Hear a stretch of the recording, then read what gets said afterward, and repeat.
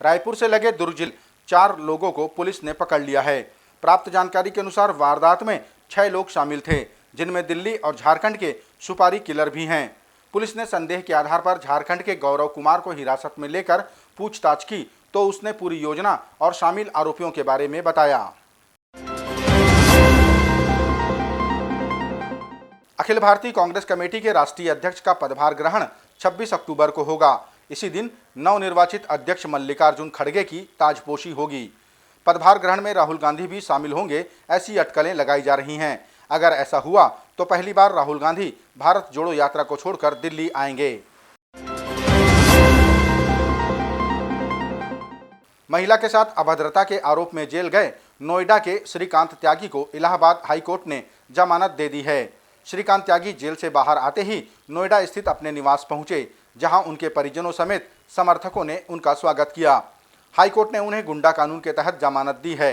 श्रीकांत त्यागी ने कहा कि उन्हें राजनीतिक प्रतिद्वंद्विता के चलते फर्जी मामले में फंसाया गया है। अगर एक राजनीतिक व्यक्ति पर या यही मुकदमा जो ये कृत्य इसको हम कहते हैं, कृत्य है, ये जो कूटरचित प्रायोजित षड्यंत्र के तहत जो कृत्य हुआ, उसके बहाने से हमारी राजनीतिक हत्या करने का जो प्रयास किया गया, हमारी राजनीतिक छवि को धूमिल करने का प्रयास किया गया। छत्तीसगढ़ स्थापना दिवस 1 नवंबर से 3 नवंबर तक मनाया जाएगा। इस दौरान राष्ट्रीय आदिवासी नृत्य महोत्सव का भी आयोजन किया जाएगा।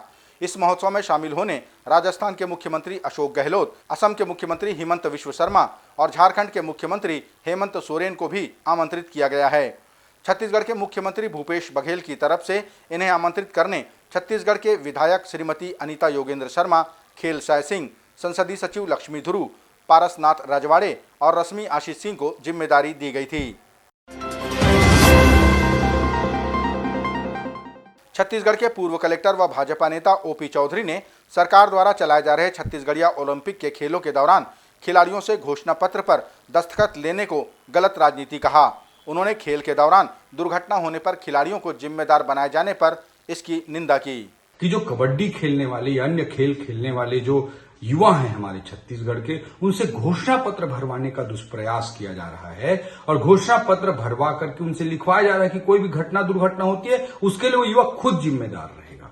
राजनीति करने का यह तरीका बिल्कुल गलत है। इसका दुष्परिणाम हम रायगढ़ जिले के भालूमार गांव में देख चुके हैं।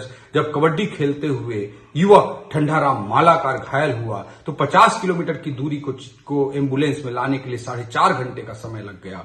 एक आदिवासी बहन शांति मंडावी कोंडागांव में जब घायल हुई तो उसे रायपुर रिफर करने के लिए 108 उपलब्ध नहीं कराया जा सका और जिस गाड़ी से उसे लाया गया उस गाड़ी में डीजल के नाम पे 6,000 रुपए उसके पति से दिए गए। इस तरह की अमानवीय घटनाएं सामने आ रही हैं। जो खेल स्थल होता है उसमें कोई हेल्थ किट, मेडिकल किट तक नहीं रहता है और अब नया जो एक विडंबनापूर्ण स्थिति की घोषणा पत्र युवाओं से भराया जा रहा है, यह बिल्कुल अमानवीय और संवेदनहीन कदम है। इसकी मैं घोर निंदा करता हूं और सरकार को इस तरह से कदमों से बाज आना चाहिए, वरना छत्तीसगढ़ की जनता सब कुछ देख रही है।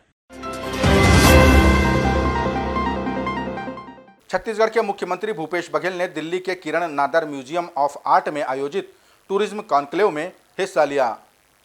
इस दौरान उन्होंने वहां लगाई गई आदिवासी कला और संस्कृति पर केंद्रित प्रदर्शनी का भी अवलोकन किया। यहीं मुख्यमंत्री ने छत्तीसगढ़ में आयोजित होने वाले राष्ट्रीय आदिवासी नृत्य महोत्सव पर पत्रकार वार्ता भी ली। तीसरी बार नेशनल ट्राइबल डांस फेस्टिवल का आयोजन और न केवल नेशनल ट्राइबल डांस फेस्टिवल का आयोजन बल्कि इसमें अंतर्राष्ट्रीय अनेक देशों के लोग, पिछले समय तो 6 देश के लोग आए थे, इस समय 7 देश से अधिक आने की सहमति दी है। देश भर के विभिन्न राज्यों से लगभग 1400 कलाकार आएंगे। 100 कलाकार विदेशी कलाकार 100 यहाँ आएंगे और उसके साथ साथ जो ट्राइबल कल्चर है पूरी दुनिया भर में और हिंदुस्तान के विभिन्न हमारे जो ट्राइबल हैं उसके कल्चर है, रीति रिवाज है, उन सब का वहाँ प्रदर्शन भी होगा, साथ ही गोष्ठियाँ भी होगी और उसके विकास और उत्थान की चर्चा भी होगी। तो मैं इस अवसर पर आप सबको 1 नवंबर हमारे छत्तीसगढ़ का राज्य स्थापना दिवस भी है, उसमें आप सबको आमंत्रित भी करता हूं और नेशनल ट्राइबल डांस फेस्टिवल का आनंद भी आप लेंगे।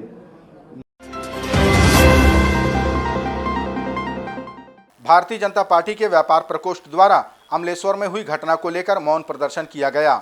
छत्तीसगढ़ के रायपुर लोकसभा के सांसद सुनील सोनी ने अमलेश्वर की घटना में सराफा व्यापारी की हत्या पर सरकार की कानून व्यवस्था को जिम्मेदार ठहराया। उन्होंने कहा कि मुख्यमंत्री के क्षेत्र में दिन दहाड़े हत्या और लूट की वारदात को अंजाम देने में भी अपराधी नहीं चूक रहे हैं। उन्होंने छत्तीसगढ़ को अपराधगढ़ में तब्दील होना बताया। तो एक भय का वातावरण जो है पूरे छत्तीसगढ़ में एक निर्मित हो गया है और खासकर वो सराफा व्यापारी में ये पहला व्यक्ति की हत्या नहीं हुई है। आधा दर्जन से अधिक व्यक्तियों को चाकू मार के और गोली मार के पिस्टल लेके घूम रहे अपराधी। ये एक छत्तीसगढ़ का एक नया इतिहास ये रच रहे अपराध के मामले में कि वहां पर जो है पिस्टल लेकर जो है अभी आधा दर्जन लोगों को गोली मारे हैं लोगों ने। तो ये जो है बहुत ही निंदनीय है और बहुत दुखद है। छत्तीसगढ़िया ओलंपिक में खिलाड़ियों से घोषणा पत्र भरवाए जाने को कांग्रेस पार्टी के प्रवक्ता सुशील आनंद शुक्ला ने सही बताया।